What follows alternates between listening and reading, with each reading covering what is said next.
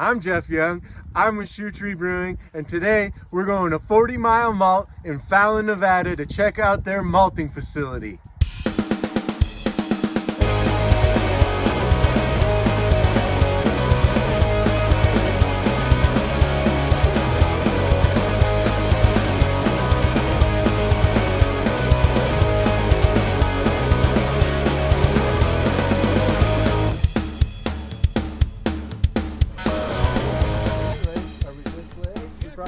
Presents.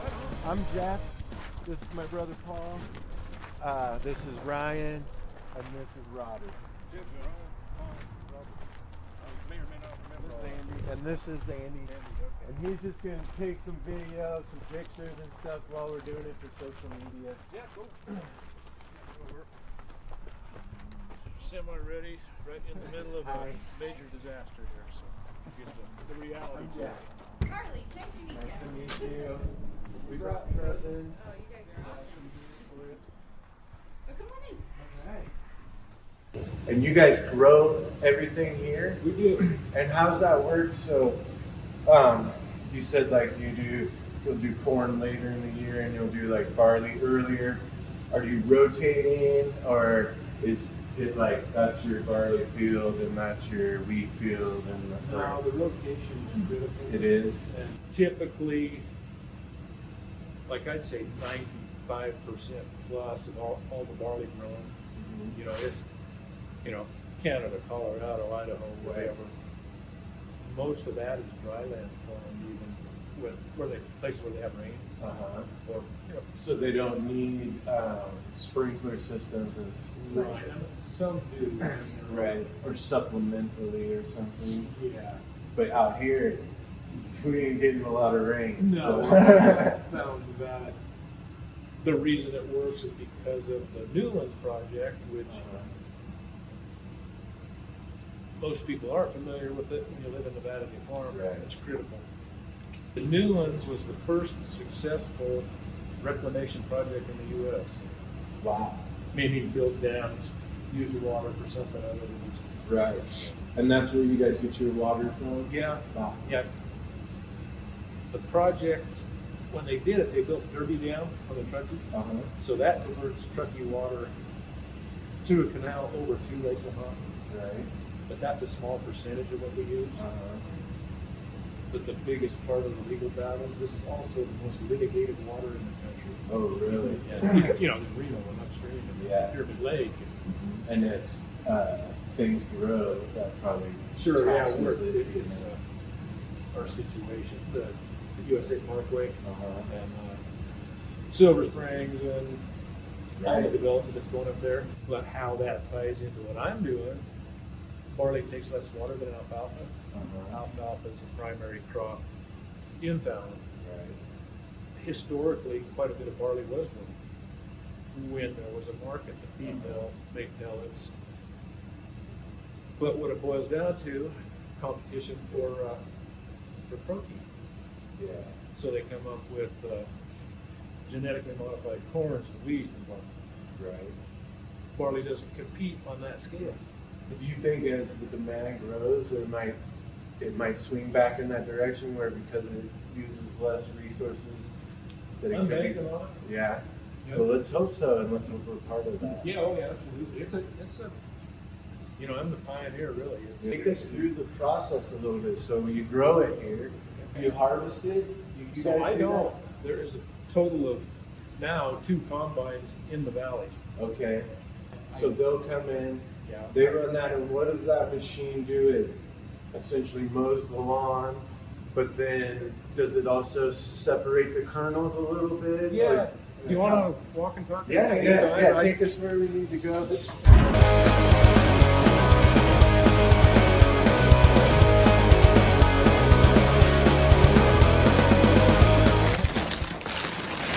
So this is rye.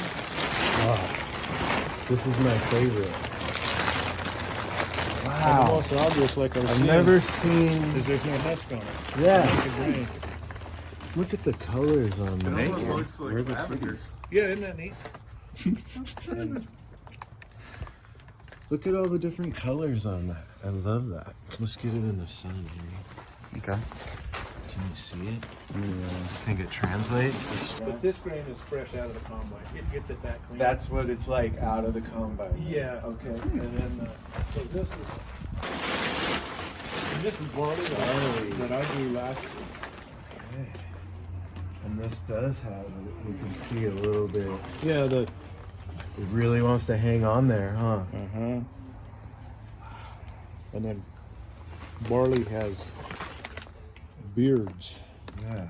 which would be this and longer.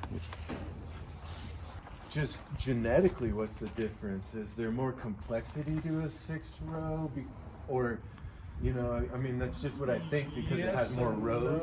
No. Or what? The 6-row, there's probably a reason in the field for survivability or something. The reason the 2-row is popular with brewers and why it's been developed and developed and developed and developed and developed. And I'm not a brewer, I know a little. Right. So the consistency and the size of the kernels. Okay. When you guys are milling, Right. 2-row, Yes. the kernels Are very are consistent. larger and consistent. You don't get the smalls and tears and you're not necessarily Right. milling that. Yeah. We know all about that. Sure. We hate messing with them though. Like that bag there, those are all super plumps. Okay. So When you're able to separate by size a little bit? Kinda. Okay. So anything larger than 1/8 of an inch, which is literally things like deer turds and grasshoppers, Right. that I clean before we go through the process. Well, all of these were oversized and went. They're larger than 1/8 inch, whereas 7/64 is the standard for the blah blah blah. So anyway, this is the second year I've grown this variety on the same field. I've got this 2 tons of super plump barley, which I'm probably going to try planting in the spring. Okay. Whether that carries over, you know, as it adapts to the region and keep growing, I'm hoping that, you know, genetically those are Right. the. Because the ones that survive or thrive the most are Sure. going to carry on. I was going to ask you if you replanted or not, or if you planned on it. Typically not. This would be the first time. So you're going to try it out though and just see. I hope if we get any. So this is No, really no, neat this year. because it feels like you're on a scale where you get to experiment a little bit. Right. You know? And that's sort of the scale we get to brew on. Oh, absolutely. So we get to play with a lot of stuff because we're not like doing these giant batches that's going to bankrupt us if something goes wrong. You know? Right. So I like that. That's pretty neat that you get to play around. You guys get the machine come. He, what is that called? Combines it, gets it to this condition for you, Yep. and then you take it. What do you do from there? So when I get it, you can't malt right out of the field. There's a dormancy period, Okay. so that you want the grain to sit for a couple of months. Okay. And when I get it, I run it through my cleaners, which is a rotating drum screen, and then an aspirator, which. We'll look at that. Yeah, let's go check it out. You mowed it. Yep. We got it, and now what do you do? with Okay, it? it's in the bag. Yeah. It's in the bins, whatever. So it goes through this. Oh, okay. And this is what is this called again? This is it's a screen, but it's a common type seed sand. Okay. Anyway. Just like a seed cleaner separator. or Yeah, something. you can kind of see. And it's like just a tumbler, right? Yeah, With a you screen can see the small holes. and probably some sort of blower or something. in there. Actually, a vacuum. a vacuum. Okay. So all the small stuff, the alfalfa seeds and weed seeds and stuff, screens off the that end. And then works through this thing. Yeah, this is the 1/8 screen that I was talking about. Okay. All the grain we see Oh, yeah, I goes see. through that and drops out, Yeah. and then all the big stuff comes off the end. Okay. And you just put you guys got bins or something. buckets and big. So this thing is just an auger Okay. that I come out of the drum there, Into this. and it beats it up a little bit, knocks some of the combs off, the beards off the barley. Right. The go goes up, and this is a bagger. Bagger. Okay. That's what I was gonna get at. Yep. So And that'll go into our whatever, like 55-pound bag or paper whatever. bag, and it goes sewing machine. Zip it across. Since we're What trying- bags do you guys do? What kind of bags and Uh-huh. printing and money. But this is you guys right here. This is it. So this is my inventory. This is all malted grain. Uh-huh. Mostly barley. I've got corn and wheat bags ready to go through. So once you've gone through that spot where you've dusted everything off, when do you actually start malting it? Which As part soon of as that? it's cleaned through As that. soon as you clean it, then you're taking it inside that Yeah. place? Yep.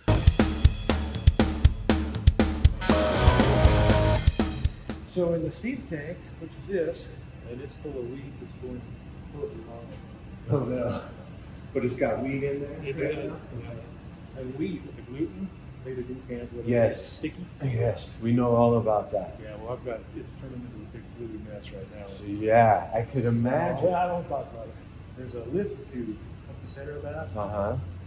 Compressed air goes in the bottom, which lifts the grain up, spills over the top, constantly circulates. Oh, so it's sort of like rotates it, or Yeah, it and oxygenates it also. But what I'll do, let's say barley, typically it wants to be underwater for 24 hours, but not all at the same time. Okay. It'll actually drown. Uh-huh. So like I'll go with a 9-hour soak, and that's with the air, so it's constantly circulating and oxygenating. I'll drain the water out, and that's called a rest. Uh-huh. And during the rest, it's starting to germinate, so the growth process is starting. We're starting to produce CO2, Okay. which is good, and heat. Except if you just leave it in a big tank like that, it will asphyxiate itself on CO2. Oh, no kidding. So these valves here, I put a vacuum pump on it, suck the CO2 out the bottom, which is heavy, pulls more oxygen into the top, and that's a CO2 rest, is what that's called. And by the time it comes out of here, it's at about between 45 and 48% moisture. Uh-huh. And ideally, it's started to chip, which means the root is just starting Like to a stick little just hair a of the little root. enough, yeah. Okay. So then, after the last steep, while there's still water in the tank, put a hose on that, into the drum we go. Into this drum right Yeah. here. And it's just started. It just started. started. Screwed out. Now once we're through here, now we got to really control it. Uh-huh.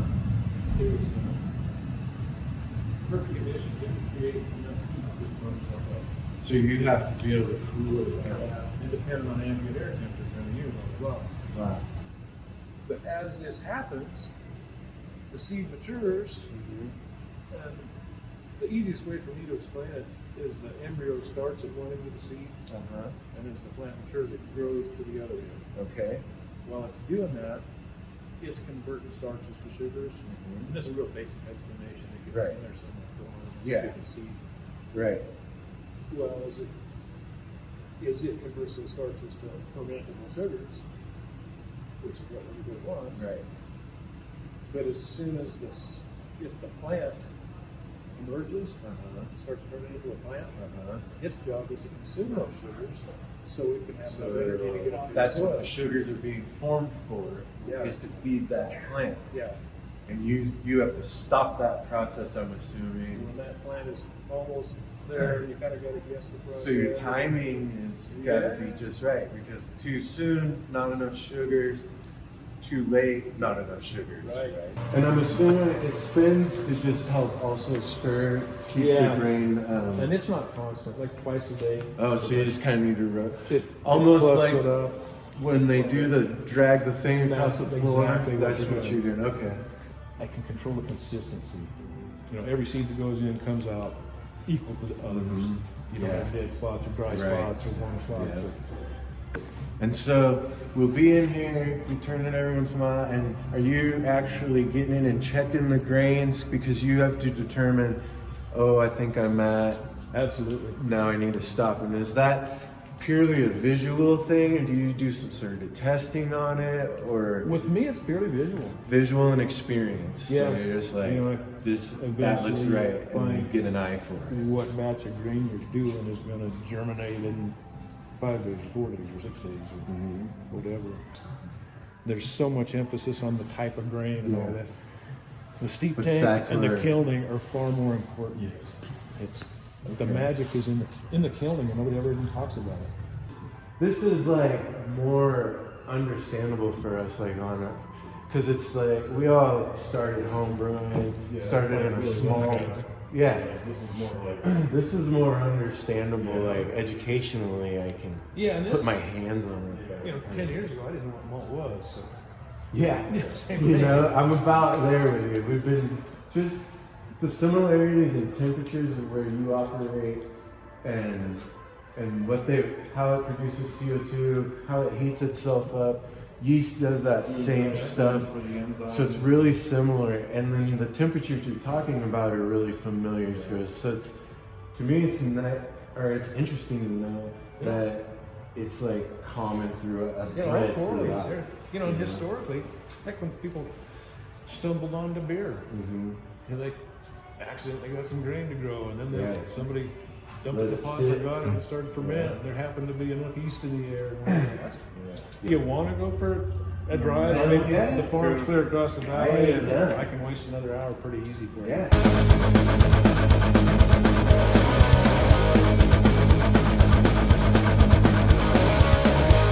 The reason I brought you right here, So it's a little hard to see the beer growing in these fields right now. right. So this fall is the first time I planted fall barley. Winter Oh. barley. Okay. There's an advantage to it if it works. If you can get it started in the fall, Right. the roots develop really well, and ideally the plants are sprouted. Just a little bit up. So they've got like a month head start versus planting in the spring. And they are able to handle all through winter like that, Certain and then varieties. come back. Okay. And there are very few malting barley varieties that are winter plant. And so these fields up to the road is a variety called Charles. Oh, really? This field is a variety called Violetta. And is this the first year of those, or have you tried that? Never tried. Those. I've so never this is tried the- fall planting. Come take a look. Yeah. This is, They're So- sprouted up a little bit. yeah, kinda. If you look really close, Yes, I it's see them. happening. Get down in here. This is baby. really You exciting. see This is them? really exciting for me right now. Look at that. Have some professors tell you all about the biome of what's going on. Quit in wrecking the ground. the crop, bro. Quit wrecking the crop. It's gonna be all dead right here.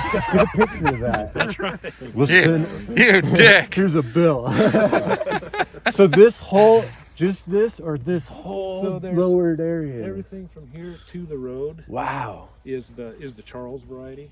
What kind of soil are you typically dealing with? Sandy? Do you get a little clay in this? A lot of heavy clay. Heavy clay? I'll have 3 or 4 different soil types in one field. Oh, really? You know, this being the bed of an ancient lake, and the rivers, Carson Rivers, has changed channels through here so much. Yeah. And lots of input. But I've noticed that, before I was a brewer, I was actually a well driller for about 10 years. all right, I'm sorry. And so, yeah. I did that too for a Please. summer. Yeah, my body is broken and I'm still recovering. But yeah, the cool thing about that I noticed is the soil is very diverse. You can move a quarter mile from a spot and have totally different conditions. Yeah. So farming, that's got to be a challenge. Huh? Oh, it is. It's like Yeah, you got to take an average. that's. I never thought of it like that, but it is an art because you're taking. Mixing and matching soils. Yeah, different you're varieties. Yeah, you're like, well, what can I make money off What of that works also this year fits during this? this And all you can year? do is throw it out and hope. How many acres to pounds of finished malt? Oh yeah. What are you looking at? So with the malting barley, what I've been getting is about, let's call the average 1.8 tons of barley per acre, Okay. Okay. which is not a great yield. Okay. Like the 6 rows that they're trying to grow for Budweiser and Coors, they're shooting Right. for 3 and getting it Yeah. with Wow. different qualities.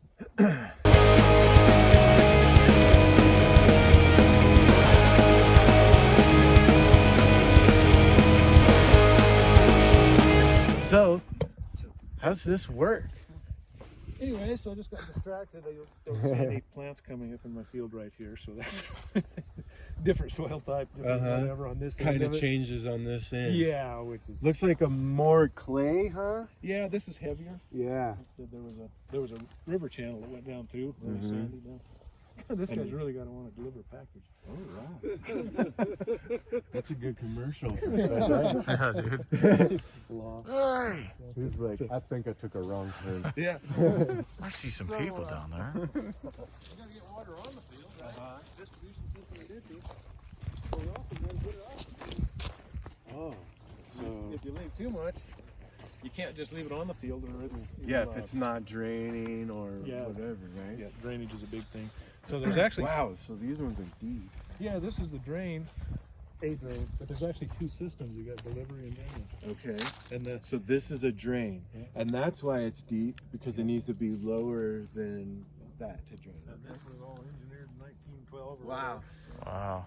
So there's a deep drain down at the end of the field, and it goes clear to Stillwater to the wildlife refuge. Oh wow. Eventually, And that's all where the rainwater- water ends up. Yeah. It's just kind of dead ends there. Yeah. So this is just like a main vein coming through, and you gotta like take. Do you a ever lot. drain the main vein? Is that where that term comes from? I'm sorry. I don't know, dude. I don't know. I'm sorry. It amazes me how they engineered this thing in 1912 with, I mean, Yeah. rocks and stings, string, Uh-huh. like doing the pyramids, and they got it. With over miles.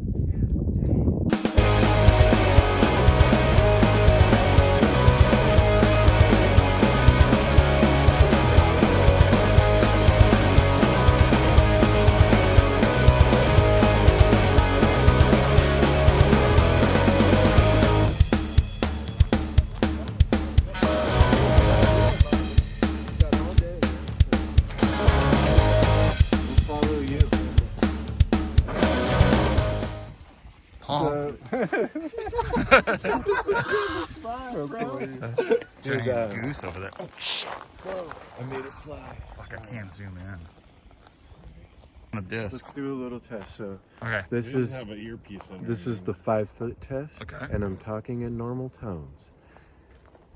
7-foot test, and I'm talking at normal tones.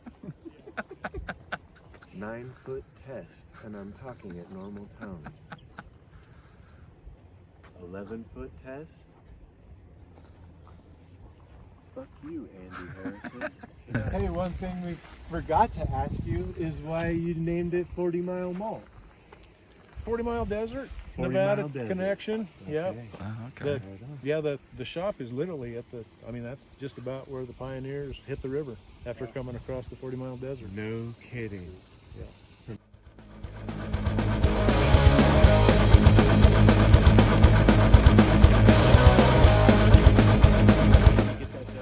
Got it. Let me get some sound. Oh, what? That's bourbon right there. Did you get it? Look at that. That's freaking Thanksgiving right there. In a nutshell. Yeah, that's the combine strips. Oh, like it that. does? Uh-huh. That, Oh, it it takes rips the it off? corn off the cob. Yeah. Dang.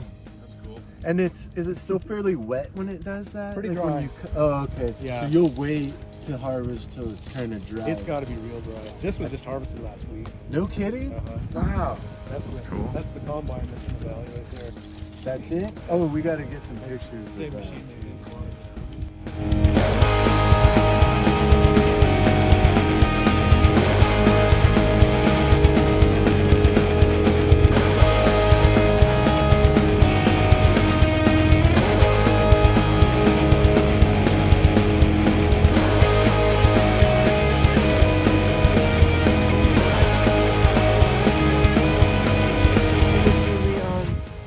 If I push the camera, does it take your picture?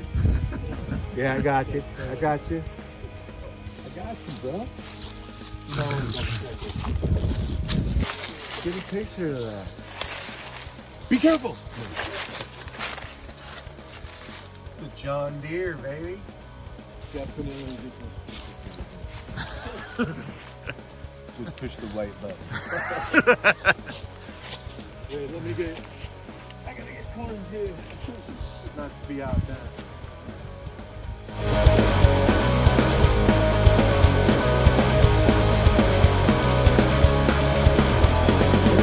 The fact that you can do it, you know, from field to all the way through the malting and kilning process, that's really fascinating to me. That's just like, Got to get you back when the machinery's I know. operating right. I know. It smells good. And, all right. Well, Arnie, thank you for your time. yeah, no, I appreciate you guys coming out. We really appreciate you having us. This has been super educational, and we've had a great time just Good. talking to you and Good. picking your brain. And like I said, I've really got an idea that I think we can work out some kind of collaboration Yeah. and do 100% beer out of your guys' stuff, and hopefully bring some recognition to what you're doing out here. Yeah, and I need it. You need it. Everybody. Yeah, gotta work exactly. together. Yeah, exactly. Just- That's it. We're out. Field tripping with Dr. Beergood. Peace.